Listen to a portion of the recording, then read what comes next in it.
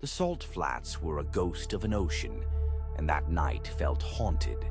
A pallid half-moon hung like a cataract-clouded eye, casting no true light, only a sterile sheen across the endless white. I, Dr. Elias Vance, came to study geologic resonance, but my equipment had fallen dead hours ago. The silence wasn't empty, but heavy, pressing in like a physical weight. It was a quiet that makes you hear your blood pound a frantic, lonely drum against your skull. It began with the patterns. I first wrote them off as natural salt polygons, but under the moonlight they seemed to shift, to writhe with an impossible geometry. They were too perfect, too intricate, forming fractal spirals that drew the eye into dizzying, maddening depths. My compass needle spun uselessly, a moth on glass. I felt a low hum, not in my ears, but in my bone marrow, a vibration resonating with the structure of my thoughts.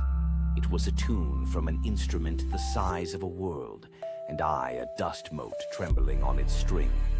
Cold, sharp paranoia sank its teeth into me. As a man of science, my logic was crumbling like sun-baked clay.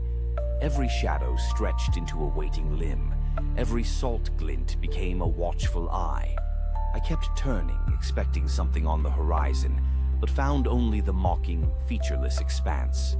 The feeling of being observed was absolute, a non-local pressure on my consciousness.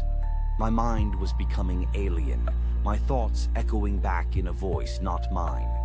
I was a fly in a web woven from space-time. I stumbled and fell, hands pressing into the crystalline ground. The hum surged as the world fractured into a terrible truth. It wasn't something on the flats were the something. This vast plain was a single dormant cell in a mind of unimaginable scale. The patterns were its thoughts, etched in salt and time. I looked up, breath-catching. The stars were no longer random. They were moving, rearranging into the same impossible, spiraling geometry I saw on the ground. The sky and earth were mirrors, two halves of a thinking entity, and I a microbe trapped on the synapse between them. The hum became a voice, not of words, but pure comprehension. It showed me dying galaxies and nascent universes, concepts that shattered sanity like glass. My sense of self, my memories of being Elias, began to fray, dissolving like salt in water. I was no longer an observer. The landscape was learning me, absorbing my insignificant consciousness into its cosmic reverie.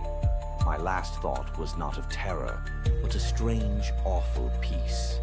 I was a single grain of salt rejoining the whole.